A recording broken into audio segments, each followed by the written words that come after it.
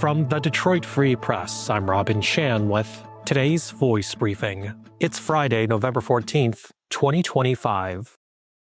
This is Todd Spangler, Washington correspondent with the Detroit Free Press. Well, the longest government shutdown in U.S. history is, after 43 days, finished at last. On Wednesday night, President Donald Trump signed a congressional resolution that will keep the government open for a few months at least. Federal workers who had been furloughed were headed back to work on Thursday, and those who had been working without pay, like those in the military or air traffic controllers, will get their back pay soon. Work or no, federal employees get paid for their time during the shutdown. As for federal contractors, that depends on their contracts. As for other programs disrupted by the shutdown that began October 1st, it may take a little time to get everything back to normal. Food assistance benefits should be paid in full this month in Michigan, but they may take a little longer to sort out in some other states. And while flights were getting back to normal, Trump administration said it might take a bit of time to restore all the flights that were set to be canceled. Meanwhile, the deal only holds until January 30th. So if Congress can't settle on a new federal spending agreement by then, we could be looking at, another shutdown.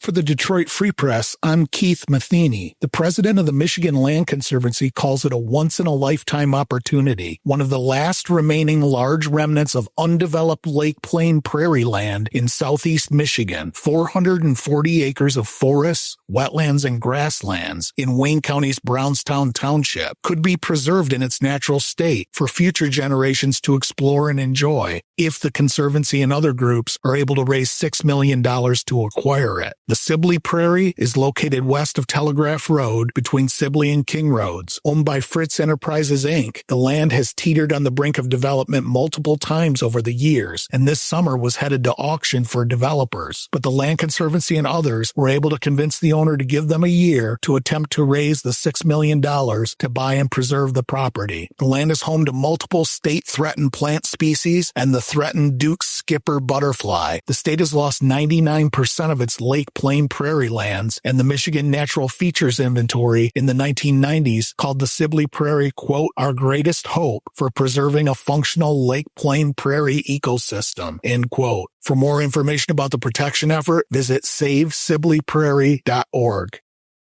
I'm Dante Bedingfield for the Detroit Free Press. A Detroit radio legend will soon sign off for the last time. This week, iHeartMedia Detroit announced the upcoming retirement of Doug Doc of Rock Podell from 106.7 WLLZ Detroit Wheels. After 50 years in broadcast radio, Podell will end his weekday 2 to 7 p.m. afternoon drive show on December 5th. Podell, a legendary figure in Detroit rock radio, leaves behind a lasting legacy that defined the city's sound and spirit for nearly 50 years.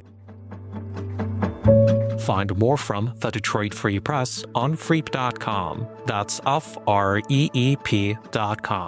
Thank you for listening. Have a great weekend, and you'll hear more from us Monday.